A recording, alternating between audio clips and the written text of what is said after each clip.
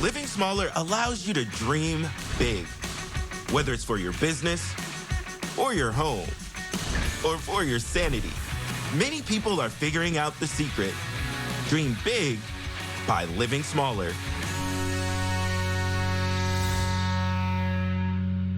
When you choose to live smaller in a mobile space, you're choosing a life of adventure and financial freedom with endless fulfilling opportunities to explore.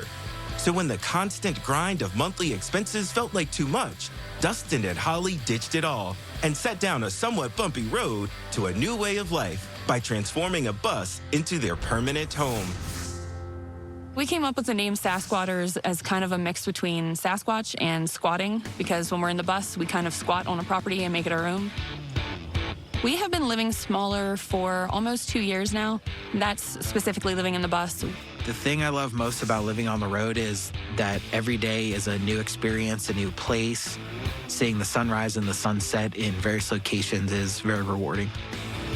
But it wasn't always stunning scenery. Dustin and Holly took the long road to get to where they are now. It was extremely difficult renovating the bus because we knew nothing about construction.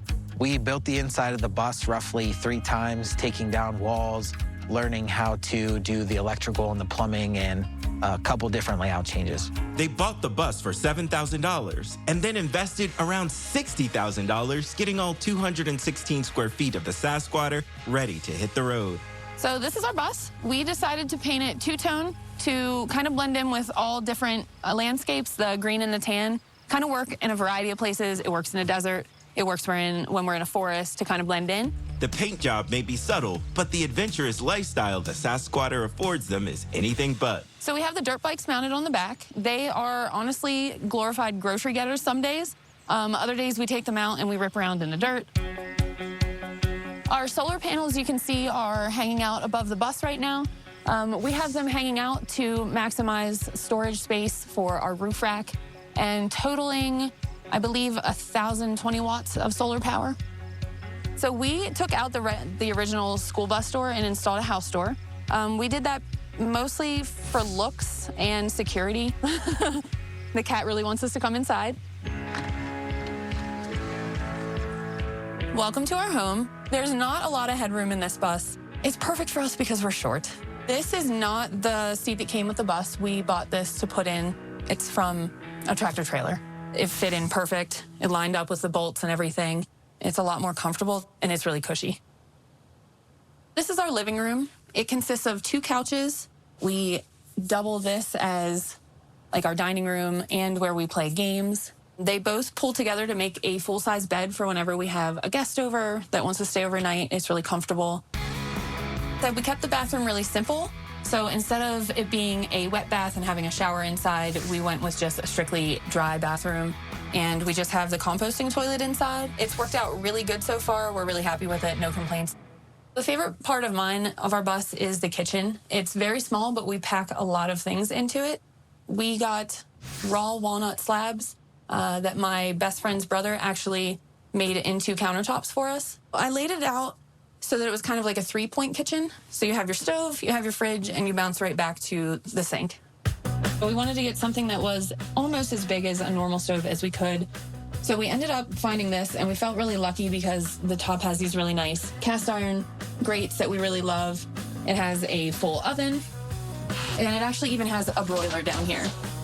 This is propane. I couldn't have an electric stove because it'd be really hard to run off solar, number one. And I really love cooking in cast iron, and it's just a lot easier with a propane stove. So the storage that we squeezed in the kitchen started with this little organizer. It's really nice. It's handy.